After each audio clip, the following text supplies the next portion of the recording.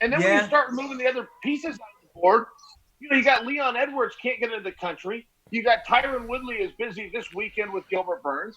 You've got Masvidal saying no to the number one contendership, rumored to be going after Diaz. Colby Covington is.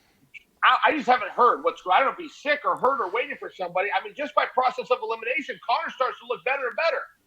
Yeah, and I have constant alerts. I had an alert yesterday that said Colby Covington is actually off of the American Top Team roster. I heard that too. I hope that isn't true. I didn't follow up with him to find out, but I tend to think where there's smoke, there's fire. In this sport, there always is. Whenever you hear a rumor, it's usually a report. It turns out to be true. And that would be a tough one because he's in Florida. I don't know how much his roots are in Florida, if he's seeing a gal, by example, something along these lines, but he can't go over to the Black Zillions. That's Kamara's team. And so then it comes to, where are you going to go? Is he going to go out to Colorado? Some great teams out there. Is he going to come back home, join back up with us? I don't know. But I am curious about that. When you lose a gym and you got a new environment, it's a big deal.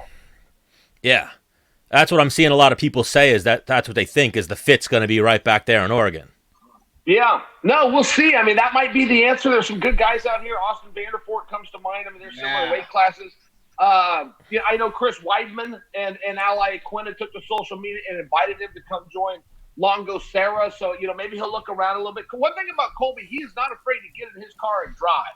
I mean, that guy did that in college. He went to junior college in Iowa, then he came back to finish up at Oregon State, jumped right in the car, and headed out to Florida for his MMA career. So he's not afraid to pack up and move. That's something that would bother me. I kind of like to be in the same place. It doesn't bother him. That's exciting for him. So I'm looking forward to seeing where he's going, but I look forward to hearing the drama behind it as well. Yeah, that's what I'm tell you what, I don't think Long Island would be an awful fit for Colby. I agree. The guys that they got on that team right now, man, they got a close-knit group. They got a lot of knowledge, a lot of connections. Oh, yeah.